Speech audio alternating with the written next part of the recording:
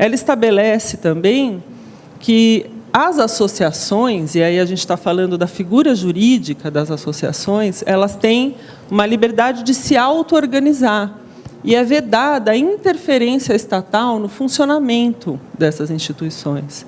Então, a Constituição, ali naquele contexto da redemocratização, ela assegura de maneira muito clara a não interferência estatal, a liberdade como pilares, balizas de um Estado democrático, que reconhece e assegura a pluralidade, né, e a liberdade das pessoas de se reunirem para fins pacíficos e de se associarem, criarem pessoas jurídicas para desenvolver qualquer tipo de atividade lícita.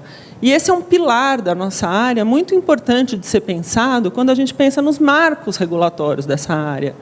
Porque é evidente, vamos regular concessão de incentivos, parcerias com o poder público, mas essa regulação não pode ameaçar a essência da liberdade dessas organizações.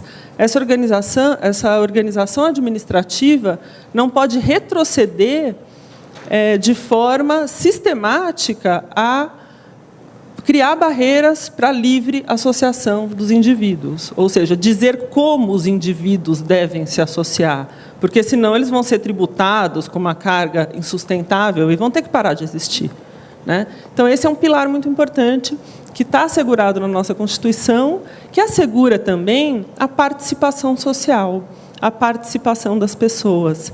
E a gente reconhece, já na legislação, ali no segundo ponto, que estrutura políticas públicas e os próprios setores da infraestrutura, a participação da sociedade reconhecida, inclusive, por meio da sua representação por organizações da sociedade civil.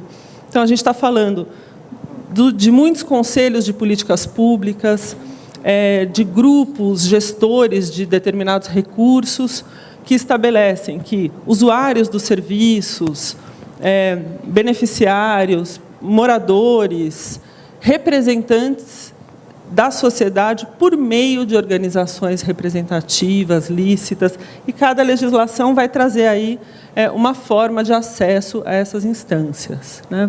E na década de 90, no início da década de 90, a gente tem muitas leis que regularam esses espaços.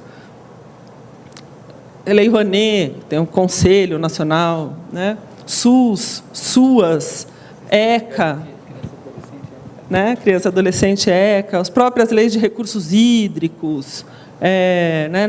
Até no contexto das privatizações, com muita força no papel do usuário, do serviço.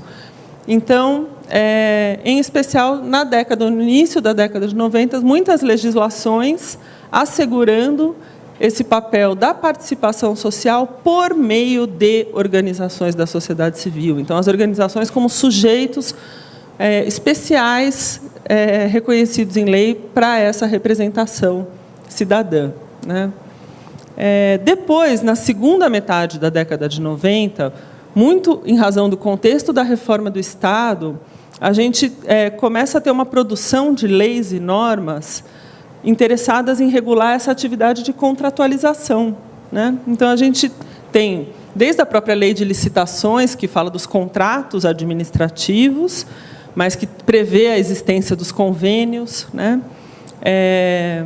A lei das OS, organizações sociais, que regula o contrato de gestão, a lei das OCIPs, em 99, que cria os termos de parceria, e, para quem conhece, a Instrução 01 de 97, da Secretaria do Tesouro Nacional, que era a grande norma que regulava os convênios com a União, né? Então, os convênios que a União celebrava com estados e municípios, e os convênios que a União celebrava com organizações da sociedade civil, né? E aí uma mesma norma para regular relações tão distintas. E a gente vai ver depois que um dos problemas do convênio, como a figura jurídica para essa relação de contratualização com as organizações, é essa confusão, que ele foi emprestado para as organizações da sociedade civil, mas o convênio foi inicialmente previsto como um instrumento para regular a parceria entre entes públicos, né? Entre dois estados, entre a União e Estado, Estado e município, né?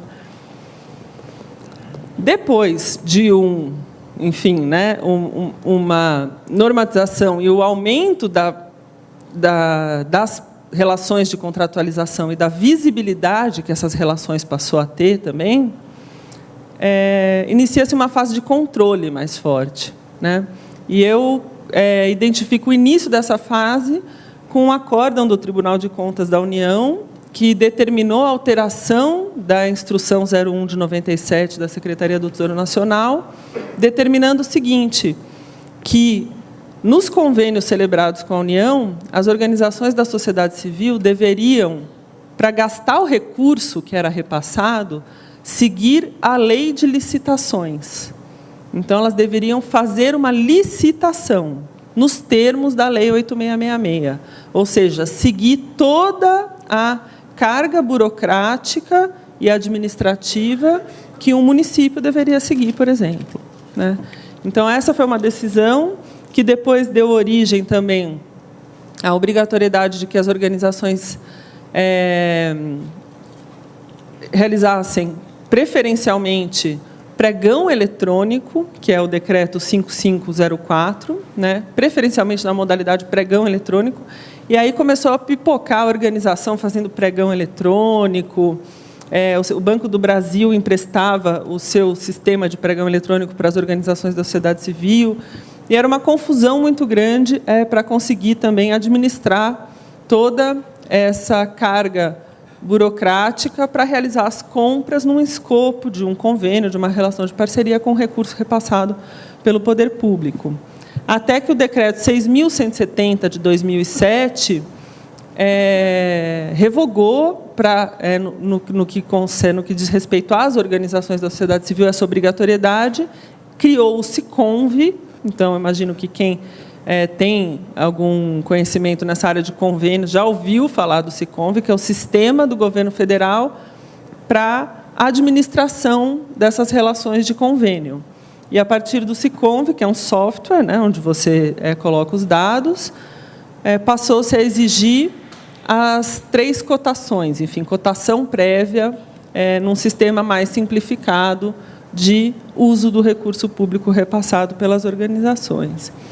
E a Lei 13.019, dentro dessa agenda mais ampla de olhar para um novo marco regulatório, ela marca o início de uma fase de uma busca por uma maior organização. Então, o reconhecimento de que o Estado brasileiro tem o dever, e isso é um princípio da administração pública, que é a organização administrativa e a confiança das pessoas e das organizações na própria administração pública. Então, ele tem que se organizar para executar uma política. O Estado brasileiro entrega serviço público, fomenta iniciativas de importância e interesse social por meio de parcerias. Ele não pode fazer parcerias que, ao final, vão resultar numa ilegalidade para a organização, né? Porque criar determinadas regras, como impor a lei de licitações, é uma obrigação impossível.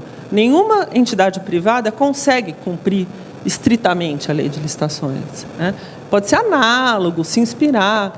Então, a Lei 3.019 ela vem nesse contexto do novo marco regulatório para organizar essa atividade administrativa de fomento e colaboração, evitando criar esse tipo de, barreira, né, e de dificuldade, armadilha, né, de armadilha para as organizações, de uma forma sistemática como uma política pública. Então, nesse sentido, ela inaugura essa nova fase aí, e a gente espera que ela resulte em frutos, né, melhor planejados e mais republicanos, aí numa relação melhor de parceria entre organizações da sociedade civil e Estado. Em 2011, 2012, eu fiz parte de uma pesquisa lá no NEATS, que é esse núcleo de estudos avançados de terceiro setor da PUC, e a gente fez um diagnóstico dessas relações de repasse, dos convênios. E esse nosso diagnóstico foi depois, inclusive, também confirmado pelo pessoal da plataforma e do grupo de trabalho que que começou a estudar esse tema também lá na Presidência da República. Então, os problemas dos convênios, basicamente, a ausência de regulamentação em nível legal. Nunca teve lei para regular convênio. O convênio era regulado por instrução normativa, portaria interministerial, decreto, entendimentos, orientações. Isso significa que eles mudavam muito facilmente. Então, uma sucessão, alteração das normas e gerava uma insegurança muito grande. Um planejamento público insatisfatório. Então, percebia-se que, por não ter uma lei que trouxesse um processo, o Estado, a administração pública, em geral, não investia muito no pré-contrato, na fase de planejamento da relação, o que acabava gerando, às vezes, relações mal pensadas que não iam atingir os objetivos imaginados em início. Uma ausência de clareza, às vezes, até no próprio objeto, o que pode ser ou que não pode ser objeto de um convênio, e um dissenso doutrinário, ou seja, os juristas, os autores sobre a administração pública, cada um tinha uma visão muito diferente do que era e para que serviam os convênios. E isso é um assunto que também, em vários outros países do mundo e da América Latina, acontece. Então, o Estado, ao trabalhar essas relações de parceria, muitas vezes se posiciona de uma forma que pode ou trazer suscetibilidades para esse direito de liberdade de associação, ou cooptar organizações, e não valorizar também a pluralidade, a diferença, que é um princípio democrático que tem a ver com essa participação das organizações na coisa pública.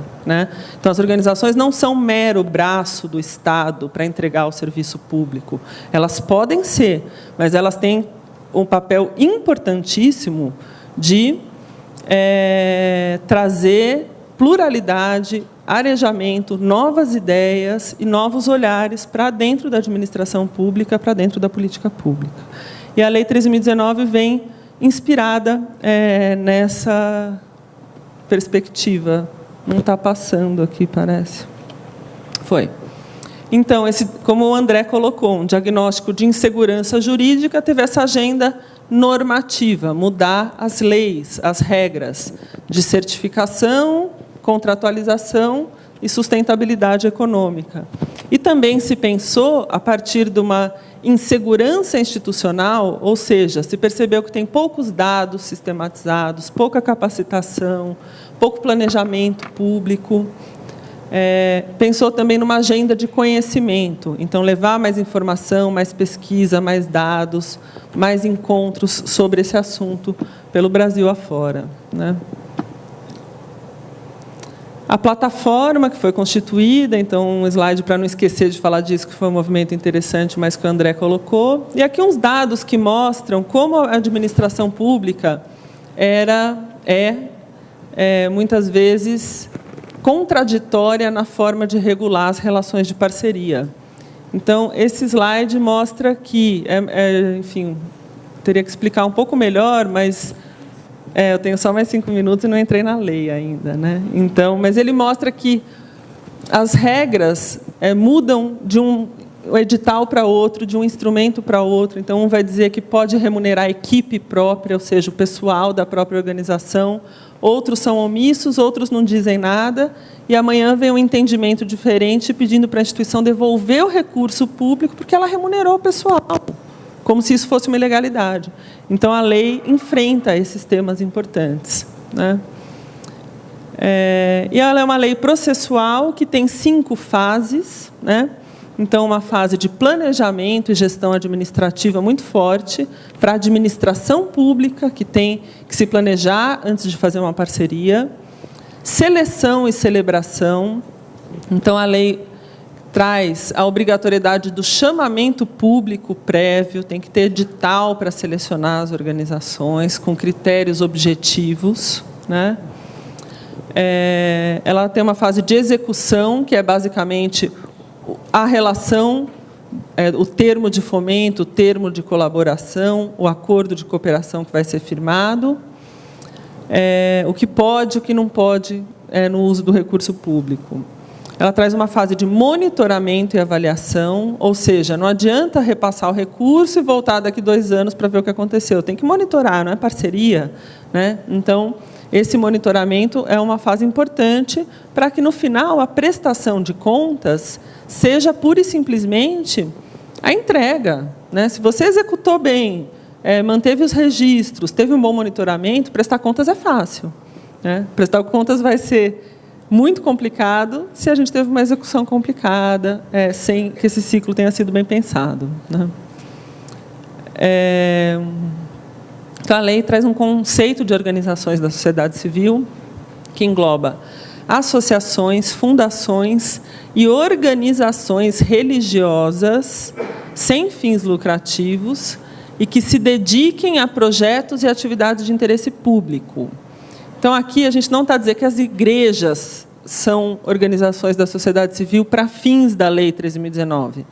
A gente está a dizer que as organizações que têm um fazer religioso, uma origem religiosa, um nome, né, e, às vezes, até uma estrutura estatutária ligada a uma religião, se dedicar a atividades de interesse público, podem ser consideradas organizações da sociedade civil para fins dessa atividade. Então,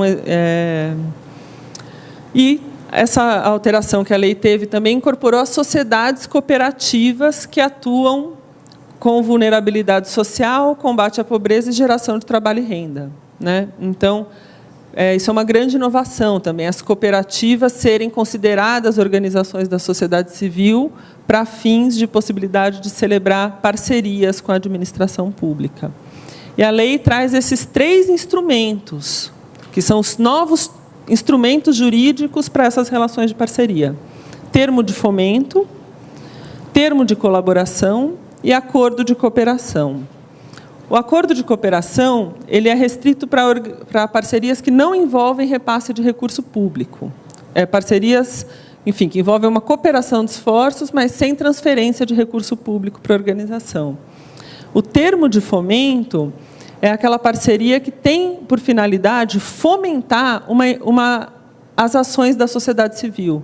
Então, a administração pública tem um diagnóstico, um problema, e ela fala: eu quero fomentar iniciativas relacionadas a esse problema.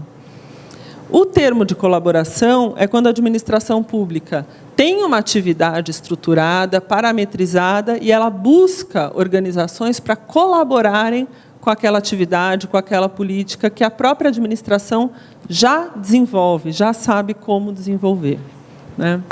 E a lei proíbe também a celebração dos convênios para as parcerias com as organizações da sociedade civil. Continuam existindo os termos de parceria das OCIPs, os contratos de gestão das OS, os termos de compromisso cultural da Lei 13.018 de 2014,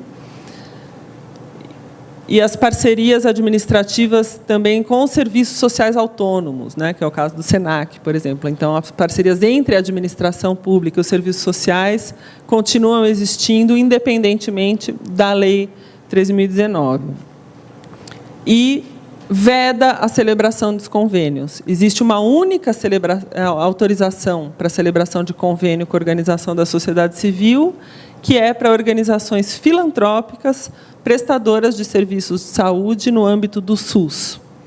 Né? Então, é a prestação de serviço de saúde no SUS, não é qualquer atividade, é a prestação de serviço de saúde. Nessas, por ter uma previsão constitucional, o legislador afastou e continua existindo o convênio. Aqui está o dispositivo que diz isso, que eu costumo colocar. E aqui, então, esses principais destaques da lei. É uma lei nacional, é a primeira norma que traz obrigações para a União, estados, municípios e Distrito Federal sobre esse assunto. Então, ela tem um impacto muito grande e ela tende a trazer essa estabilidade nas relações jurídicas de que essas relações tanto precisam. Ela traz esses instrumentos próprios que a gente falou, termo de fomento, termo de colaboração e o acordo de cooperação. Tem diretrizes e princípios da participação social, da gestão pública democrática. Ela possibilita a atuação em rede. Então, organizações podem se estruturar numa rede, escolher uma líder que vai apresentar a proposta, informando que aquela proposta não vai ser executada só por uma organização, mas por uma rede de organizações. Essa é uma novidade também. Institui o chamamento público obrigatório, autoriza expressamente a remuneração de equipe de trabalho. Então, as organizações podem remunerar os seus funcionários e podem, inclusive, pagar férias, 13º, encargos sociais, e a lei fala em verbas rescisórias. Então, se ao final da parceria aquela pessoa vai haver uma rescisão, pode ser paga com recurso da parceria, né? Custos indiretos, né? Então, as tais despesas administrativas, a lei trata como custos indiretos e autoriza expressamente a remuneração desses custos, com aluguel, telefone, assessoria jurídica, contabilidade. Claro, tudo sempre dentro da proporção do que o projeto autoriza. É evidente que é naquela proporção necessária para a execução do projeto, né?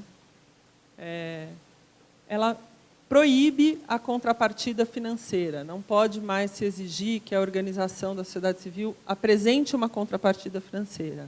O que ela pode exigir é a contrapartida de bens e serviços, em alguns casos. Isso vai ser facultativo. Cria a comissão de monitoramento e avaliação. Então, a administração pública tem que criar uma comissão de seleção que vai fazer parte e fazer o chamamento público, e depois uma comissão de monitoramento e avaliação que vai monitorar os resultados dessa parceria. Estabelece uma prestação de contas simplificada com foco nos resultados, né? Então, inclusive, o próprio decreto federal que regulamenta essa lei estabelece o seguinte, que a organização apresenta a prestação de contas técnica. Estou concluindo aqui já. E, logo em seguida, a administração pública avalia. Se ela não tiver cumprido as metas, ele cobra a prestação de contas financeira. Mas, se a organização tiver cumprido as metas, ele não precisa apresentar todas as notas fiscais e toda a prestação de contas financeira. Isso está valendo para a União. Vamos ver como estados e municípios vão regulamentar esse tema. É uma grande novidade também. Cria, né, autoriza a criação do Conselho Nacional de Fomento e Colaboração, né? A Bahia, recentemente, regulamentou a lei, criou o Conselho de Fomento e Colaboração na Bahia, que é esse órgão também paritário, que vai ter a importante função de ter um olhar transversal sobre as parcerias, que a gente sabe que as parcerias da saúde são muito diferentes da cultura, da assistência, da ciência e tecnologia. Então, tem um conselho que olhe para essa atividade da administração pública como um todo, e não de uma forma tão fragmentada. Determina que a administração pública tem que fazer capacitação dos servidores públicos e das próprias organizações da sociedade civil sobre o tema. Cria um procedimento de manifestação de interesse social que qualquer cidadão pode encaminhar para a administração pública, na linha de um direito de petição, para que a administração pública abra chamamentos públicos sobre um determinado tema. É claro que a administração não tem a obrigação de abrir o chamamento, mas ela tem a obrigação de receber essa solicitação e depois, ao final do ano, dar publicidade de quantos pedidos ela recebeu e se ela autorizou ou não e por quê, né? E a comunicação pública sobre esse tema. Então, que os jornais, as mídias, né, os meios públicos de comunicação e as TVs educativas também sejam utilizadas para disseminação desse conteúdo da Lei 13.019.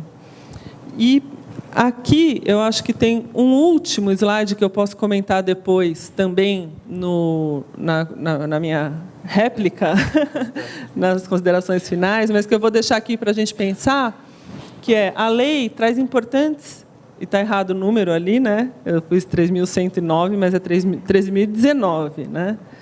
Traz algumas tendências de impacto federativo, ou seja, para se harmonizar a Lei 13.019, estados e municípios vão ter que fazer os seus decretos e pensar em alguns assuntos.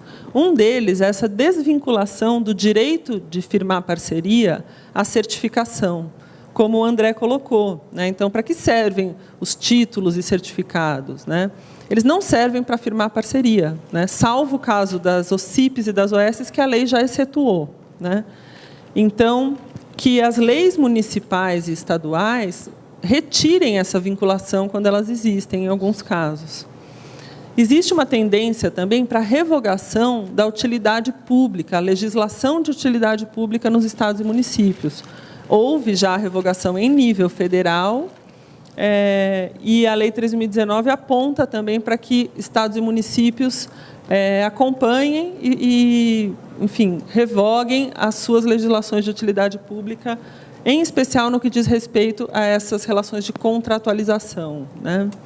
E uma harmonização das normas que impedem a remuneração de dirigentes, né?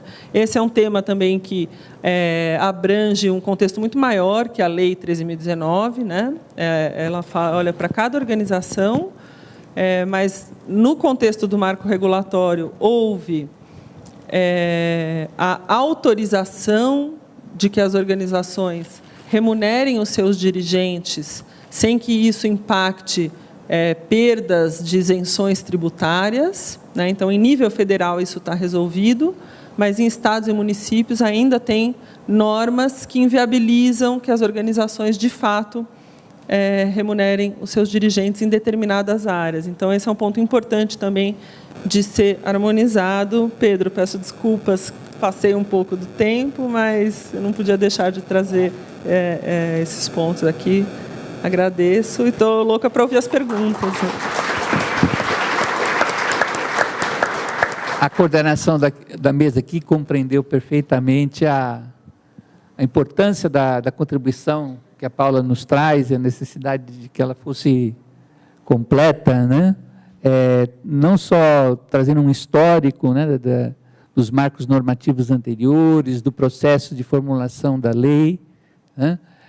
Das principais mudanças e instrumentos que ela cria e, ao final, desses desafios, né, digamos assim, para o processo da sua implementação em outros entes federados, no caso, estados e municípios, que é exatamente o momento em que nós estamos agora.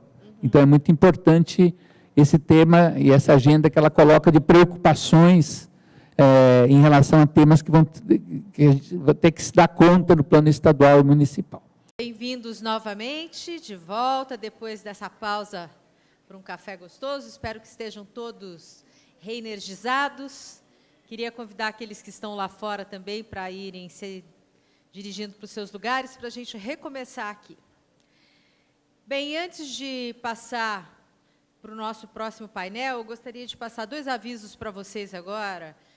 Primeiramente, se trata do conteúdo que está sendo exibido aqui. Aquelas pessoas que desejarem ter acesso a esse conteúdo, por gentileza, deixem o e-mail de vocês com as nossas recepcionistas aqui nesse balcão, ao lado da porta de entrada do auditório, que a equipe vai passar para vocês o material que foi disponibilizado por e-mail. E a outra informação também é que esse trabalho que nós estamos fazendo aqui, toda a atividade está sendo gravada em áudio e vídeo, e esse material será disponibilizado no Facebook do SENAC. Então, fiquem atentos também, que daqui a uns dias vocês poderão acompanhar o que foi gravado deste evento. E agora, para tratarmos do tema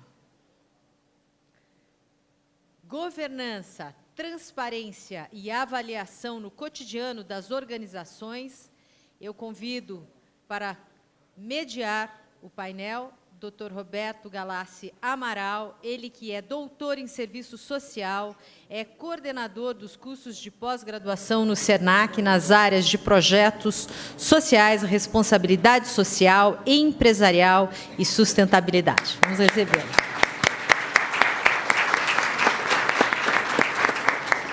E para debater, convido Yara Rounik. Ela que é socióloga pela USP, mestre em demografia, gerente de conhecimento do GIF.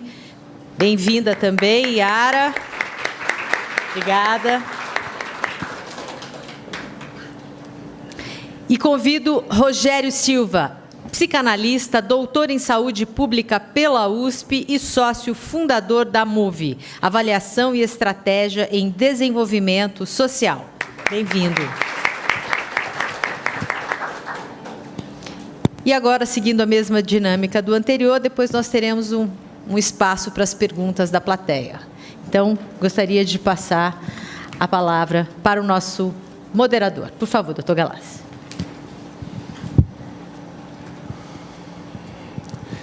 Muito bem, boa tarde a todos, a todas. Embora já foram devidamente dadas boas-vindas, eu quero aproveitar esse espaço também para dar boas-vindas a vocês, agradecer a cada um pela gentileza em abrir espaço na agenda e de estar conosco nesse espaço que a gente tanto aprecia, o espaço da conversa, do diálogo, o espaço do compartilhar de conhecimento. Eu quero, portanto, dar as boas-vindas a vocês todos e também aqui de imediato agradecer a Yara, em particular aqui à minha esquerda, ao Rogério, à minha direita. Yara, me permite aqui também, já de público, falar o que já falei ao telefone em outros momentos, e dizer para vocês que, para mim, é um momento muito particular, especial, de poder estar no GIF, com o GIF aqui, estando eu aqui no SENAC, na efetivação dessa parceria. Eu queria recebê-la sempre de coração muito aberto, assim também como o Rogério, mas como o André gentilmente lembrou no início, tenho por esta instituição um carinho muito particular e especial, que eu gostaria aqui de, em público, dizer a todos vocês. Então, para nós é uma alegria muito grande e certamente minha alegria também. Eu desejo que essa segunda parte desta tarde possa ser tão representativa, rica, gostosa, proveitosa como foi a primeira. Portanto, quero deixar vocês à vontade. Também para participar da mesma maneira como os colegas de vocês puderam participar na primeira sessão. Nós temos aqui, na nossa extrema-direita, a nossa cadeira da participação, né? A direita da extrema-direita. Você é da direita, ela é da extrema-direita, é verdade. Do seu ladinho, do seu ladinho.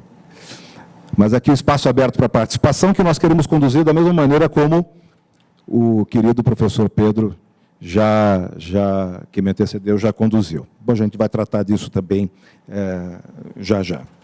Quero lembrar, então, que nós estamos numa mesa que vai tratar